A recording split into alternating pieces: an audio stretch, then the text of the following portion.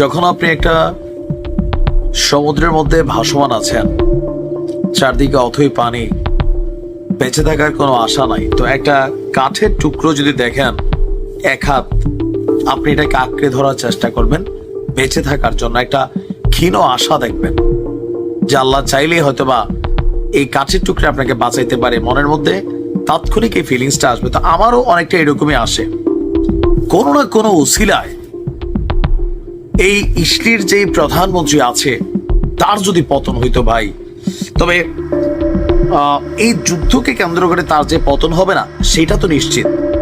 But এবার আমরা যে বিক্ষোভ দেখেছি, হাজার হাজার মানুষ গতকালকে রাত্রে রাস্তায় নেমে এসেছে, তবে আমাদের বীরদের জন্য বা আমাদের ভূমির জন্য না, অন্য জায়গায়। কিন্তু টার্গেট কি? এখনই সময় এই এক নায়ককে উৎখাত করার সময় বলে স্লোগানে কাঁপছিল ইসলির রাজধানী। সবার দাবি একটাই, তাকে উৎখাত করতে হবে। কিন্তু কেন এই চিন্তা ভাবনা? আমাদের বীরদের জন্য, এটা তাদের ন্যাশনাল ইস্যু। আর এর জন্য আমার কাছে ওই কাঠের টুকরার মতন কিছুটা আশা খুঁজে পাচ্ছিলাম। তেল আবিবের হাবিমা স্কয়ার গতকালকে রাতে আচমকা হাজার হাজার ইসলির নাগরিক সেখানে জমায়েত হতে শুরু করে। টাইমস অফ ইসলির এক প্রতিবেদনে বলছে আপনার যে হাজার হাজার মানুষ বিক্ষোভে অংশ নেওয়ার মেইন কারণ হচ্ছে আপনার নেহুর পক্ষ থেকে অ্যাটর্নি জেনারেল গালি বাহারা মিয়ারা এবং ইসলির গোয়েন্দা সংস্থা শিন বেতের প্রধান রৌনেক বারকে অপসারণের পরিকল্পনা। এই পদক্ষেপের পেছনে নেহু ঘনিষ্ঠ সহযোগীদের কাতারের সঙ্গে সম্পর্ক রয়েছে বলে অভিযোগ রয়েছে।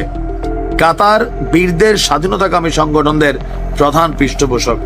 দেখেন, এরা যারা এখানে মাঠে নামছে এরা কিন্তু বীরদের সাপোর্টার না, এন্টি সাপোর্টার। কিন্তু এদের টার্গেট হচ্ছে একটাই, যেটা আমরাও চাচ্ছি, কোনটা? এই এক নায়কের উৎখাত। তারা নেহুকে মিস্টার অ্যাবান্ডনমেন্ট ঘোষণা করেন এবং মানে অবাঞ্ছিত ঘোষণা করেন এবং তেল আবিবের জাতীয় থিয়েটার ভবনের দেয়ালে এই বার্তা তারা প্রদর্শন করেন। এই প্রতিবাদ সমাবেশের আয়োজন করে প্রোটেক্টিভ ওয়াল ফর ইসলি নামক একটা সংগঠন। তারা কারা? সবগুলা কিন্তু শয়তানের ভাব। এরা হচ্ছে বেসিক্যালি ইসলির সুরক্ষার জন্য ঐক্যবদ্ধ সাবেক শীর্ষ যে সামরিক বেসামরিক কর্মকর্তা আছে তাদের প্ল্যাটফর্ম।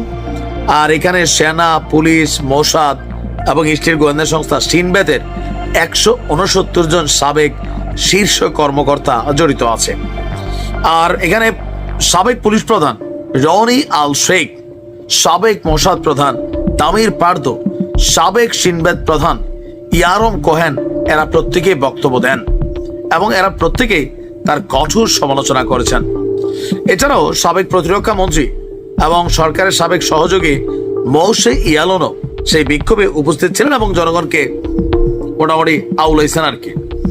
বিক্ষোভে বক্তব্য দেওয়ার আগে উচ্ছ্বসিত ইসলির রক সঙ্গীত বাজানো হয়। তারপর সেই মাঠ থেকে আওয়াজ এসেছে, এখনই এই এক নায়ককে উৎখাত করার সময়।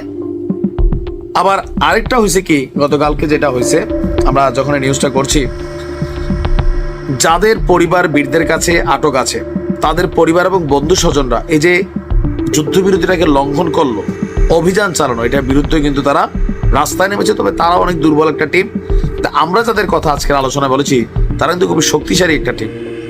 সেমনে হোক, তার উৎখাত হওয়াটা জরুরি, বাকিটা আল্লাহ ভালো জানে। ভালো থাকো।